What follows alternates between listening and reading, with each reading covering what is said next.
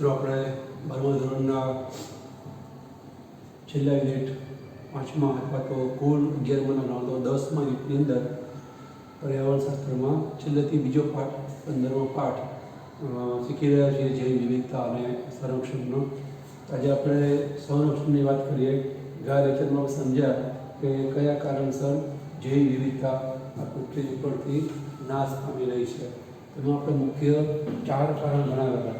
એક તો વસવાટની નાબૂદી, જેમાં આપણે એમેઝોન જંગલનું ઉદાહરણ આપેલું.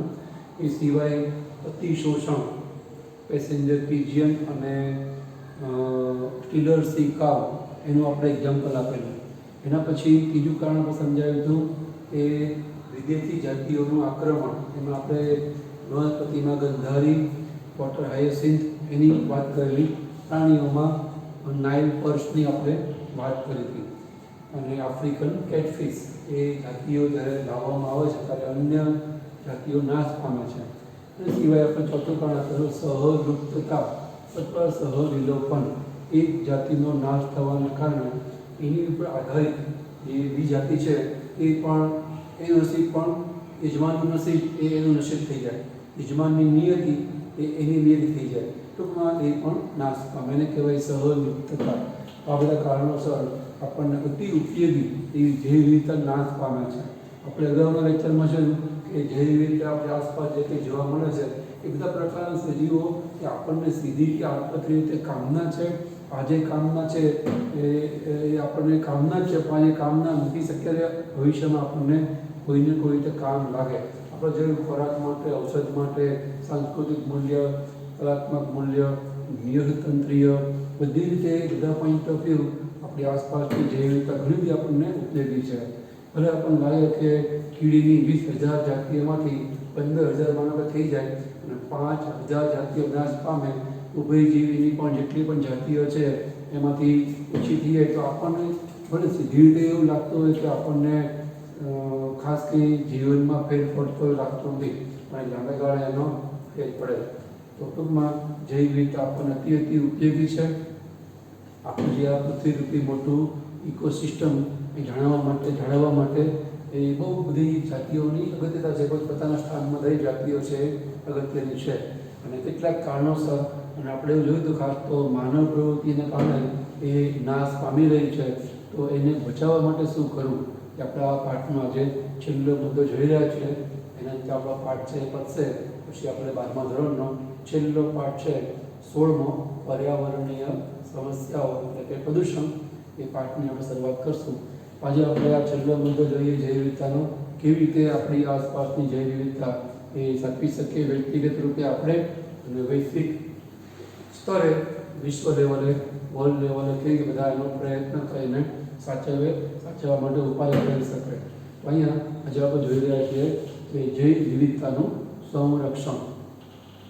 તેના આપણને આપેલા કે મુખ્ય 2 પ્રકારના ઉપાયો હોય આપણી આસપાસ જોવા મળતી જૈવ વિવિધતાને જાળવવા માટે.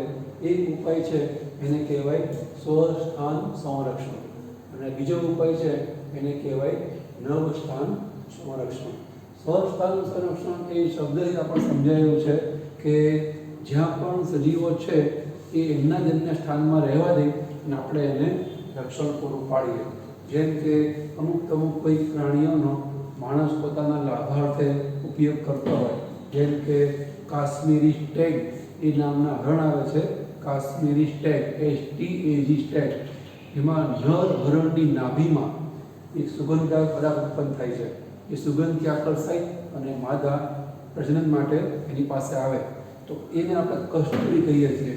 તો એ કસ્તુરી નામના પદાર્થ માટે એક તોલાભાર કસ્તુરી માંડ એની નાભીમાંથી નીકળે. એની સુવાસ બહુ સરસ હોય છે, દૂર સુધી ફરાતી હોય છે. એના માટે કેટલાક એનો શિકાર કરે છે. એ રીતે હાથી દાંત માટે જેનો આપણે આભૂષણોનો ઉપયોગ કરીએ છીએ, હાથીનો શિકાર થાય છે. જ્યારે આવું કોઈ પ્રકારના લાભ માટે માણસ જ્યારે શિકાર કરતો હોય ત્યારે એને આપણે ચારે બાજુ એ જંગલને ફેન્સિંગ કરી અથવા સિક્યુરિટી સલામતી મૂકી અને એ પ્રાણીને આપણે બચાવી શકીએ. અથવા જે પ્રાણીઓની સંખ્યા ઓછી છે એને આપણે સરકાર દ્વારા એ આરક્ષિત પ્રાણી જાહેર કરી, પ્રતિબંધિત પ્રાણી જાહેર કરી કે એનો શિકાર કરવો એ કાયદાકીય રીતે ગુનો કહેવાય. ક્રાઇમ કહેવાય.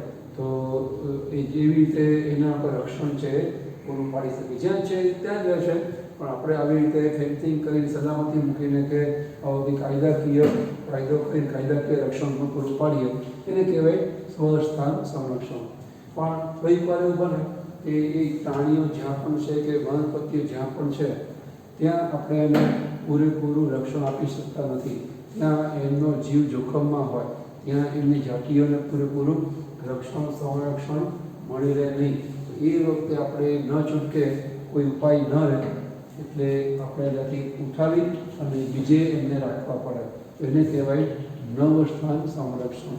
જ્યારે જે કંઈ સજીવો જ્યાં છે ત્યાં એમને સાચવી રાખવા, આરક્ષિત કરવા, સુરક્ષિત કરવા એને કહેવાય સ્વસ્થાન સંરક્ષણ. જ્યારે એવું શક્ય ના હોય ત્યારે આપણે બીજી અન્ય કોઈ જગ્યાએ લઈ અને સંરક્ષણ પૂરું પાડીએ એને કહેવાય નવસ્થાન સંરક્ષણ. એટલે બંને શબ્દોના અર્થ જ આપણને એ સમજાવે છે કે એની અંદર આપણે કઈ પ્રકારનો આઈડિયા અથવા કઈ પ્રકારનો ખ્યાલ કહેવા માંગીએ છીએ. પહેલાં તો જોઈએ સ્વસ્થાન સંરક્ષણ. એની અંદર પેટા બે ત્રણ બીજા આપણને ઉપાય આપે છે. એક છે આરક્ષિત જૈવ વિસ્તાર, રિઝર્વ બાયોસ્ફિયર, એવું કહેવાય રિઝર્વ બાયોસ્ફિયર, આરક્ષિત જૈવ વિસ્તાર. અત્યારે ભારતની અંદર આવા 14 આરક્ષિત જૈવ વિસ્તારો આવેલા છે. એટલે શું? તો જ્યાં પણ જૈવ વિવિધતા એકદમ રીચ છે, સમૃદ્ધ છે, ત્યાં એ જે કંઈ જૈવ વિવિધતા ત્યાં છે એને કોઈ નુકસાન કે ભય ઊભો થાય ત્યારે આ રીતે એને 3 ભાગમાં વહેંચવામાં આવે અને એને આરક્ષિત જાહેર કરવામાં આવે. આરક્ષિત એવો જૈવ વિસ્તાર કે ત્યાંની જૈવ વિવિધતા અગત્યની છે અને જોખમમાં છે, તો એને આવા 3 વિસ્તારમાં વહેંચવામાં આવે. સૌથી વચ્ચેનો વિસ્તાર કે જ્યાં જૈવ વિવિધતા હાઈએસ્ટ છે, મહત્તમ જૈવ વિવિધતા જ્યાં છે એ નાભી વિસ્તાર કહેવાય. કેટલાક કિલોમીટરનો ફરતો વિસ્તાર એને બફર વિસ્તાર તરીકે આપણે ઓળખીએ છીએ. અને પછી એકદમ એની ફરતે કેટલાક કિલોમીટર દૂરનો વિસ્તાર એને કહેવાય ટ્રાન્ઝિશન રિજિયન અથવા તો સંક્રાંતિ પ્રદેશ. કોર, બફર અને ટ્રાન્ઝિશન. નાભી અને બફર મતલબ મધ્યસ્થ પ્રદેશ, સંક્રાંતિ મતલબ સૌથી દૂરનો વિસ્તાર. એમાં આ 3 વિસ્તારમાં વહેંચીનો ફેર શું? તો જે નાભી વિસ્તાર છે ને એવો વિસ્તાર છે કે એની આસપાસ સિક્યુરિટી હોય, સલામતી ફેન્સિંગ હોય, એની અંદર કોઈ જઈ શકે નહીં. 100% એની અંદર કોઈ પણ માણસની એન્ટ્રી, માણસનો પ્રવેશ એ પ્રતિબંધિત હોય. એટલે એની અંદર જે કંઈ જૈવ વિવિધતા છે એ માણસના ખલેલ વગર એમ જ તે જળવાઈ રહે. એટલે 100% સંરક્ષણ મળે. એવો નાભી વિસ્તાર જેમાં માણસની કોઈ પ્રવૃત્તિ છે એ અલાઉડ ના હોય, એટલે કે એને મનાઈ હોય. પછી આ જે વચ્ચેનો વિસ્તાર છે બફર વિસ્તાર, એમાં કેટલીક વિવિધતા ફેલાયેલી હોય. બફર વિસ્તારમાં પણ અન્ય કોઈ માનવ પ્રવૃત્તિ થવા દેવામાં ન આવે. સિવાય કે અહીંયા આપણે લખી શકીએ કે માનવ પ્રવૃત્તિ પ્રતિબંધિત. અહીંયા લખી શકીએ આપણે માત્ર સંશોધનનું કામ થાય. તમે કોઈ રિસર્ચ કરવા માંગો છો તો એવી કોઈ રિસર્ચ કે સંશોધનની પ્રવૃત્તિ કરતી વ્યક્તિઓ એની પાસે આધારભૂત બધા પુરાવા હોય સરકારના, જે કે કોલેજ કે ઇન્સ્ટિટ્યૂટના, કે એમાં તરફથી અહીંયા આ વિસ્તારને સંરક્ષણ વધુ સારું થાય, એનું સંવર્ધન થાય, એના માટે તેની પર પ્રયોગ કરવા, રિસર્ચ કરવા માટે કે જેનાથી આપણને ક્લુ મળે, એક આપણે નિર્ણય કરી શકીએ કે હજી આને આપણે સંવર્ધન કરવા માટે આવું કરી શકીએ. એના માટે અહીંયા એને જવાની જરૂર છે, તો જ એમને આ વિસ્તારમાં આવવા દેવામાં આવે. અહીંયા કોઈ પર્યટન માટે કોઈને પ્રવેશ આપવામાં નહીં આવે. ત્યાં બફર વિસ્તાર છે, ફક્ત રિસર્ચ અથવા એજ્યુકેશનલ પર્પઝથી ત્યાં કોઈને પ્રવેશ આપવામાં આવશે. બફર વિસ્તાર છે એટલે ટૂંકમાં માનવ પ્રવૃત્તિ બહુ લિમિટેડ થઈ જાય મર્યાદિત. અને સૌથી બહારનો વિસ્તાર છે ત્યાં જે રીતે બહુ નહીવત હોય છે હવે, તો તેને કહેવાય સંક્રાંતિ પ્રદેશ. ત્યાં હવે માનવ પ્રવૃત્તિ છે એ થવા દેવામાં આવે. માનવ પ્રવૃત્તિ ને મંજૂરી મળે. એ પણ કઈ માનવ પ્રવૃત્તિ? ત્યાં કેટલા ત્યાંના આદિવાસી લોકો રહેતા હોય, એટલે મેં એક તમને ઘર દોરી આપ્યું છે. એમના જે કંઈ જંગલ વિસ્તારના જે કંઈ અધિકારીઓ હોય એની ઓફિસ કે ત્યાં એના ક્વાર્ટર વ્યવસ્થા કરે છે અને એ અધિકારીઓ સરકાર અને ત્યાંની સ્થાનિક જાતિઓ એ ભેગા મળી એમના સહિયારા પ્રયાસથી એ જે કંઈ ત્યાં જાતિ હોય એને બચાવવા માટે એ લોકો સહિયારા પ્રયાસ કરે. અથવા ત્યાં કંઈ હરવા ફરવા માટે પણ મંજૂરી મળે, પ્રવાસ માટે પણ ત્યાં સુધી મંજૂરી મળે. એને કારણે માનવ પ્રવૃત્તિની જે ખલેલ અથવા તો જે કંઈ એને કારણે નુકસાન થાય એ આ જૈવ વિવિધતા થશે નહીં. તો જે એ સજીવો જ્યાં છે ત્યાં એને રક્ષણ મળે. એટલે આરક્ષિત જૈવ વિસ્તાર એ આ સ્વસ્થાન સંરક્ષણનો એક એવો પ્રયાસ છે, નમ્ર પ્રયાસ છે. એને કારણે ત્યાંની જે કંઈ જૈવ વિવિધતા છે એ ખલેલ વગર જળવાઈ રહે અને આપણું ઇકોસિસ્ટમ છે એ આપણને પૌલ આહાર રીતે સમજાવ્યું એ પ્રમાણે જળવાઈ રહે. નુકસાન પામશેની ભવિષ્યની પેઢી માટે પણ એ જળવાઈ રહે. બીજો આપણને સ્વસ્થાન સંરક્ષણનો ઉપાય બતાવે છે રાષ્ટ્રીય ઉદ્યાન અને ત્રીજો છે અભયારણ્ય. ચોથામાં આપણે સમજાવે છે પવિત્ર ઉપવન. પહેલાં સમજીએ રાષ્ટ્રીય ઉદ્યાન અને અભયારણ્ય એટલે શું. અભયારણ્ય છે એ આપણને લગભગ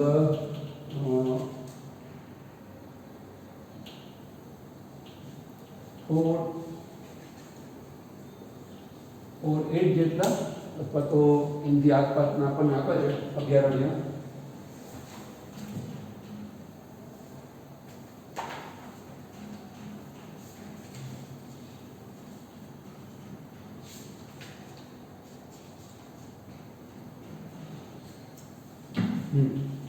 ઓર 8 જેટલા અભયારણ્ય છે. તો આ રાષ્ટ્રીય ઉદ્યાન અને અભયારણ્યમાં ફેર શું? તો જે આ રાષ્ટ્રીય ઉદ્યાન છે ને એવી પ્રકારની કૃત્રિમ જંગલની વ્યવસ્થા છે કે જેની અંદર માનવ પ્રવૃત્તિ થવા દેવામાં આવતી નથી. જ્યારે અભયારણ્ય છે એ પ્રકારની વ્યવસ્થા છે જેમાં થોડી માનવ પ્રવૃત્તિ છે એને મંજૂરી હોય. તો ટૂંકમાં આપણા દેશની અંદર જેમ 14 જેટલા આવા આરક્ષિત જૈવ વિસ્તારો છે, બાયોસ્ફિયર રિઝર્વ છે, એવી રીતે આવા નેશનલ પાર્ક રાષ્ટ્રીય ઉદ્યાનો પણ 90 જેટલા છે. અને અભયારણ્યને કહેવાય સેન્ચુરી. સેન્ચુરી એ પણ અભયારણ્ય 418 જેટલા આપણા દેશમાં છે. એના કેટલાક તમને એક્ઝામ્પલ અહીં આપતા છે. જેમ કે પશ્ચિમ બંગાળની અંદર વાઘને સાચવતું સુંદર વન નામનું રાષ્ટ્રીય ઉદ્યાન છે. આપણે અહીંયા ગુજરાતની અંદર જૂનાગઢમાં સિંહને સાચવતું ગીરનું અભયારણ્ય છે. જામનગરની અંદર મેં ટૂંકમાં લખેલું નામ મેરાઈ નેશનલ પાર્ક એટલે કે MNP મેરાઈ નેશનલ પાર્ક એ ત્યાં છે. એવી રીતે રાજસ્થાનની અંદર ભરતપુર જિલ્લામાં કેવલાદેવ નામનું પક્ષીનું અભયારણ્ય આવેલું છે. હાથીનું અભયારણ્ય તામિલનાડુમાં અન્નામલાઈમાં છે અને કેરલામાં પેરિયારની અંદર છે.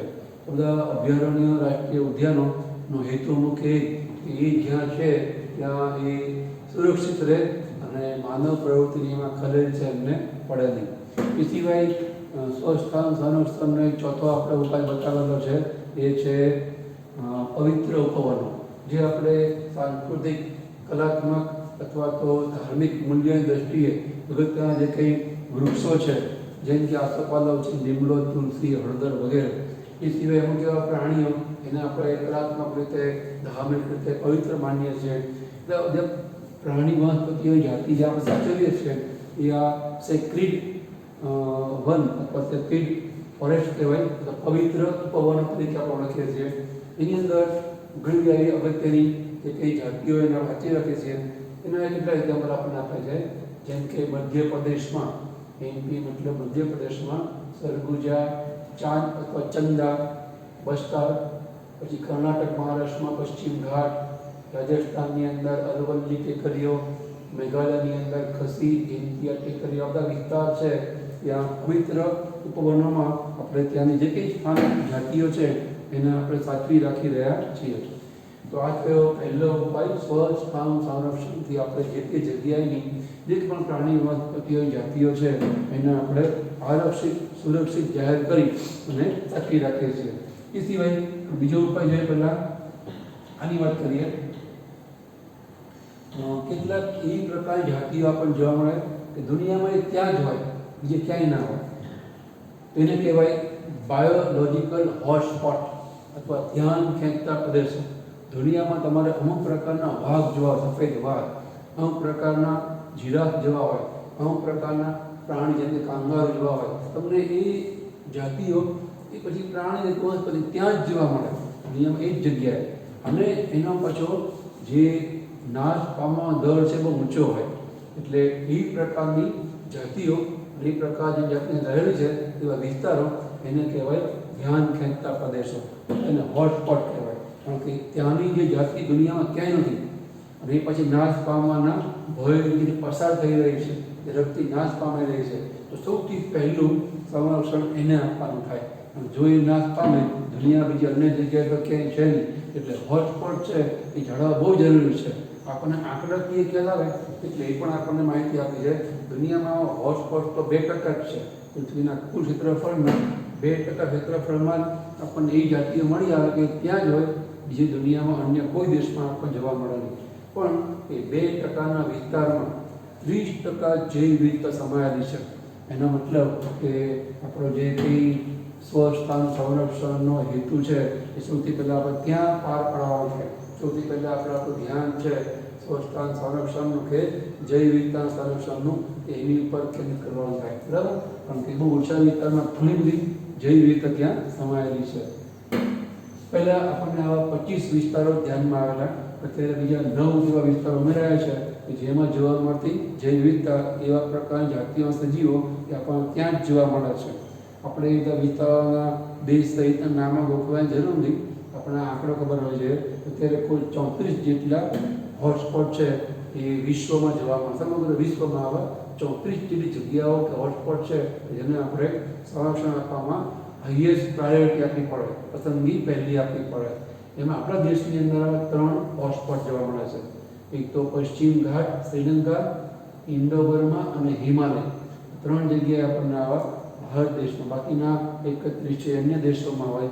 તો એવી રીતે એ ધ્યાન ખેંચતા પ્રદેશને પણ આપણે જૈવ વિવિધતાના સંરક્ષણમાં પ્રથમ પસંદગી, ઉચ્ચતમ પ્રાયોરિટી આપણે અગ્રતરકમ એને પહેલો આપણે આપવો પડે. તો આ કઈ પહેલી વાત આપણે સ્વસ્થાન સંરક્ષણ શીખ્યા. પછી આપણે કીધું એમ દર વખતે જે પણ જ્યાં સજીવો છે તે એટલું બધું ભય હોય, પ્રદૂષણ હોય, અથવા તો જે કંઈ વાતાવરણની પ્રતિકૂળતા હોય કે આપણે હવે એને ત્યાં એમના સ્થાનમાં જ સ્વસ્થાન મતલબ જ્યાં રહે છે ત્યાં જાળવી શકીએ એમ છીએ નહીં. આપણે ટ્રાન્સફર કરવા પડે છે, આપણને અન્ય જગ્યાએ ખસેડવા પડે એવું છે. તો એ વખતે આપણે જે કંઈ ઉપાય કરીએ ખસેડીને અન્ય જગ્યાએ લઈ જઈએ અને ત્યાં એનું જે મૂળભૂત સ્થાન હતું એવું કુદરતી એવું વાતાવરણ ઊભું કરીએ. એને કારણે ત્યારે જેમ કે આપણે માછલીઓ લાવીએ તો આપણે બગીચામાં નાનું એવું આર્ટિફિશિયલ તળાવ, નાનું કૃત્રિમ તળાવ, આર્ટિફિશિયલ પોન્ડ ઊભું કરવું પડે. તમારે અમુક એવી જહાજ મસ્ત લાવી કમળ કે જળસંગ્રહ તો પણ તમારે તળાવ ઊભું કરવું પડે. તમારે કેક્ટસ લાવવા હોય તમારે રેતાળ વિસ્તાર ઊભો કરવો પડે. કેક્ટસ માટે એ આદર્શ વાતાવરણ છે. તમારે જ્યારે આવી રીતે વિવિધ પ્રકારની પ્રાણી વનસ્પતિઓને લાવી હોય એમને જગ્યાએ ખસેડી હોય, તમારે ત્યાંનું જે વાતાવરણ હતું એવું વાતાવરણ ત્યાં તમારે ઊભું કરવું પડે. તો એને કહેવાય નવ સ્થાન સંરક્ષણ. એની અંદર આપણને 3 ઉપાય આપેલા છે. એક છે વનસ્પતિ ઉદ્યાન, બોટાનિકલ ગાર્ડન, બીજું પ્રાણી સંગ્રહાલય ઝૂ, અને ત્રીજું શીત જાળવણી, એને કહેવાય ક્રાયો પ્રિઝર્વેશન. તમે લખી શકો છો ઇંગ્લિશમાં ક્રાયો પ્રિઝર્વેશન. તો વનસ્પતિ ઉદ્યાનો, વનસ્પતિઓની જાતિઓને જે તે સ્થાનમાં આપણે જ્યાં સાચવી શકતા નથી અને ત્યારે જે આપણે ઉપાય કરીએ છીએ એને કહેવાય વનસ્પતિ ઉદ્યાન. જે આપણે બોલી ગયા કે આપણે ગાંધીનગરની અંદર રાષ્ટ્રીય ઉદ્યાન છે, નેશનલ પાર્ક છે, તમને એમાં એક નાનો એવો બોટાનિકલ ગાર્ડન જોવા મળશે. જેમ કે ગાંધીનગરમાં આપણા ગુજરાતમાં છે આ મોટામાં મોટો ગુજરાતનો રાષ્ટ્રીય વનસ્પતિ ઉદ્યાન બોટની ગાર્ડન વઘઈમાં છે. સાપુતારા તરફ જાઓ તમને જોવા મળે, રસ્તામાં આવે. એ સિવાય કલકત્તાનો ભારતનો મોટામાં મોટો નેશનલ બોટાનિકલ ગાર્ડન, એટલે ટૂંકમાં લખ્યું છે NBG, નેશનલ બોટાનિકલ ગાર્ડન. ત્યાં ભારતનો મોટા મોટો, અમેરિકાનો સૌથી પહેલો બોટની ગાર્ડન યલો સ્પોટ નામનો. તો બધા એવી રીતે ઉત્તરાંચલમાં જોવા મળતું જીમ કોર્બેટ. તો બધા વનસ્પતિ ઉદ્યાનના અલગ અલગ એક્ઝામ્પલ આપણે આપ્યા છે. જસ્ટ ફોર એક્ઝામ્પલ, આપણી નવી બુકમાં તો એવું છે નહીં પણ તમને ખ્યાલ આવે તો એની અંદર આપણે વનસ્પતિઓ સાચવી રાખીએ છીએ વિભાગવાર. એ વનસ્પતિઓમાં ત્યાં એની ટેગ ઉપર એનું વૈજ્ઞાનિક નામ અને એનું થોડું ઘણું મહત્ત્વ થોડી માહિતી આપણને એની મળી આવે. તો એ વનસ્પતિ ઉદ્યાન તમને આ બધું જોવા મળે. ટૂંકમાં જે પણ જાતિઓ નાશ પામવાના ભયયુક્ત હોય એને અહીંયા લાવીને સાચવી રાખીએ છીએ. એ પ્રાણીઓ માટે પણ આપણે બધા પ્રાણી સંગ્રહાલય જોયા જ છે. તમે તમારી આવામાં સુધીમાં કોઈને કોઈ પ્રાણી સંગ્રહાલયની મુલાકાત છે લઈ ચૂક્યા હશો. એમાં જૂનાગઢની સક્કરબાગ છે, આપણે અમદાવાદની અંદર કાંકરિયા નાનું એવું પ્રાણી સંગ્રહાલય છે. એમાં અમે કીધું ગાંધીનગરમાં વનસ્પતિ ઉદ્યાન ઉપરાંત રાષ્ટ્રીય ઉદ્યાન નેશનલ પાર્ક એને અરણોદ્યાન કહેવાય છે કે હરણોદ્યાન કહેવાય. હરણા અને જે કેટલાક પ્રાણીઓ પણ છે, મગર છે, પક્ષીઓ પણ છે, સાપ પણ છે. અહીંયા પ્રાણી સંગ્રહાલયમાં આપણને જૂનાગઢમાં જે સક્કરબાગમાં મોટા ભાગે સિંહ જોવા મળે એમ નંદનકાનન ઓરિસ્સાના ભુવનેશ્વરમાં જોવા મળતું પ્રાણી સંગ્રહાલય, રાજસ્થાનનું રણથંભોર વાઘ માટેનું અભયારણ્ય, એમ કચ્છમાં ગધેડાઓ માટેનું ઘુડખરનું અભયારણ્ય. તો આ બધા પ્રાણી સંગ્રહાલયના આપણે અહીંયા એક્ઝામ્પલ આપેલા છે. એની અંદર આપણે જે પ્રાણીઓને જેને બચાવવાની જરૂરિયાત છે, એને રક્ષણ આપવાની જરૂરિયાત છે એ પ્રકારના પ્રાણીઓ એમાં રાખીએ પ્રાણી સંગ્રહાલય. અને ત્રીજો ઉપાય છે નવસ્થાન સંરક્ષણનો, એ છે ક્રાયો પ્રિઝર્વેશન, ગુજરાતમાં કહેવાય ને શીત જાળવણી. જે લિક્વિડ નાઇટ્રોજન છે, પ્રવાહી નાઇટ્રોજન, એનું તાપમાન એકદમ નીચું હોય છે, -196 ડિગ્રી સેલ્સિયસ તાપમાન. એ તાપમાને આપણે જે કંઈ શુક્રકોષો, અંડકોષો છે, જે જાતિઓના પ્રાણીઓ એ નાશ પામવાના ભય નીચે છે, કે લુપ્ત થવાના આરે છે, તો એવા પ્રાણીઓના આપણે શુક્ર અંડકોષો એ આ પ્રવાહી નાઇટ્રોજનમાં સાચવી રાખીએ છીએ. આપણે આ જનીન બેંક તરીકે ઓળખી શકીએ. ભવિષ્યમાં પ્રાણી નાશ પામે તો આપણે શુક્ર અંડકોષોનો આર્ટિફિશિયલી પેટેડિસમાં પ્રયોગશાળા પતન કરાવી થોડો ગર્ભ વિકાસ થાય તો અન્ય કોઈ પ્રાણીના ગર્ભાશયમાં સ્થાપન કરીએ તો જે છેલ્લા એને થોડો ટપલ બચ્યા હોય અને એને કારણે આપણે એનો જન્મ છે કરાવી શકીએ. એમ જે વનસ્પતિ જાતિઓ છે એ લુપ્ત થવાના આરે હોય, એ સંખ્યા બહુ ઓછી બચી હોય, એ વખતે આપણે એના બીજને સાચવી રાખીએ છીએ. એને સીડ બેંક કહેવાય. બીજ નિધિ મતલબ બીજની બેંક, બીજની બેંક, બીજ નિધિ મતલબ એમાં આપણે સાચવી રાખીએ. માનો કે કોઈ કારણસર એ નાશ પામે, ફરી એના સાચવેલા બીને આપણે જમીનમાં નાખી ઉગાડી અને વળી આપણે અસ્તિત્વમાં લાવી શકીએ. તો આવી રીતે સીધ જાળવણી દ્વારા જે પણ નાશપ્રાય અથવા લુપ્ત થવાના આરે સજીવો છે એના આપણે જનનકોષો જનીન બેંકમાં અને એમની વનસ્પતિ હોય તો બીજને બીજ દીને સાચવી રાખીએ તો કદાચ પણ જો એ નાશ પામે, લુપ્ત થાય તો આપણે એને ફરી પાછા પૃથ્વી પર જન્માવી શકીએ. એટલે કે એનું અસ્તિત્વ ફરી પાછું એ પૃથ્વી પર લાવી શકીએ. તો એના માટે આ શીત જાળવણીનો ઉપાય આપણને આપેલો છે. એ પણ એક પ્રકારનો નવસ્થાન સંરક્ષણનો પ્રયોગ જ કહેવાય કે ઉપાય કહેવાય. કારણ કે આપણે એમાં જે સજીવો છે કે સાચવતા નથી, એના જે કંઈ બીજ કે શુક્ર અંડકોષ છે, વનસ્પતિઓ છે, પરાગિત અંડકોષ, એ આપણે પ્રયોગશાળામાં ચોક્કસ તાપમાન અને કૃત્રિમ માત્રામાં સાચવી રાખીએ છીએ. તેને કહેવાય નવસ્થાન સંરક્ષણ. આ રીતે આપણે સ્વસ્થાન, નવસ્થાન સંરક્ષણ દ્વારા વિવિધ જૈવ વિવિધતાને આપણે સાચવીએ છીએ. એ સિવાય આમ જોવા જાઓ તો સાચવવાનું આપણું પોતાનું વ્યક્તિગત જે કામ છે, ઉપાય કે જે કંઈ વ્યક્તિગત પ્રયત્નો છે તો છે જ, પણ વિશ્વ લેવલે, ઇન્ટરનેશનલ લેવલે અને નેશનલ લેવલે, રાષ્ટ્રીય સ્તરે પણ ઘણી સંસ્થાઓ એવી છે, ઘણી સંસ્થાઓ જે જૈવ વિવિધતા જાળવવા માટે કામ કરે છે, લોક જાગૃતિનું કામ કરે છે, on ground, on field, ground લેવલે પણ કામ કરે છે, જેને કારણે જૈવ વિવિધતા છે એ ટકે સચવે. ભવિષ્યની પેઢી માટે આપણે જેટલી જૈવ વિવિધતા છે એને આપણે સારી રાખી શકીએ. એમાં એક છે NGO, બિન સરકારી સંસ્થાઓ, નોન ગવર્મેન્ટલ ઓર્ગેનાઇઝેશન. ઘણી એવી સંસ્થાઓ જે સરકાર જોઈ નથી, એમ જ નૈતિક ફરજ સમજી અને ફંડ ભેગું કરી અને એવી રીતે વ્યવસ્થા એવી કરે એને કારણે જૈવ વિવિધતા છે ટકે, લોકોમાં જાગૃતિ આવે, એ પ્રકારના કાર્યક્રમો કરે, ઘણું બધું કરે, ઘણું બધું પોસ્ટરો છે, મીડિયા દ્વારા ઘણો ઉપયોગ મીડિયાનો કરી લોકોમાં જાગૃતિ લાવે, નાની નાની સંસ્થાઓ બનાવે અને એના વિભાગવાર, જિલ્લાવાર, તાલુકાવાર, એક ગ્રામ પર સુધી જઈ અને પ્રયત્નો કરે, દિવાલો પર સૂત્રો લખીને, ગમે તે રીતે પોસ્ટર, પુસ્તિકાઓ દ્વારા, પિક્ચર દ્વારા, પ્રવચનો દ્વારા. તો ટૂંકમાં એવી રીતે લોક જાગૃતિ પણ કરે, એને કારણે લોકોને ખ્યાલ આવે કે આપણે અમને બચાવવા જોઈએ. તો આ NGO કામ કરે છે. બરાબર, નિષ્ફળ ભાવે ઘણી બિન સરકારી સંસ્થાઓ એ પ્રકૃતિને બચાવવાનું કામ કરે છે, એટલે કે જૈવ વિવિધતાનું કામ કરે છે. એ સિવાય આપણી વિશ્વ લેવલ સંસ્થાઓ છે, WCU, world conservation union WWF world wildlife federation એ લોકો પણ આ દુનિયામાંથી ફંડ વેવ કરી અને વિશ્વ લેવલે એ પ્રકારના ઉપાયો કરે જેને કારણે વિશ્વની જૈવ વિવિધતા છે એ બચે. અને એ સિવાય ઘણી પ્રકારે અલગ અલગ જગ્યાએ વિશ્વના અલગ દેશોના લોકો ભેગા મળી કોઈને કોઈ નિર્ણય પણ લે જે વિશ્વના દેશો છે મોટાભાગના દેશો છે એને માન્ય કરે પ્રમાણે એને અનુસરે અને ફોલો કરે.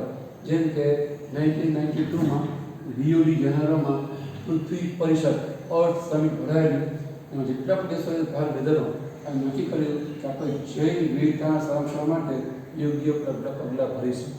પછી ગાઈડલાઈન લોકો બહાર પાડે માર્ગદર્શિકા પ્રમાણે બધા કામ કરે જેના કારણે દરેક દેશમાં પોતપોતાની જેટલી જૈવ વિવિધતા હોય જળવાય.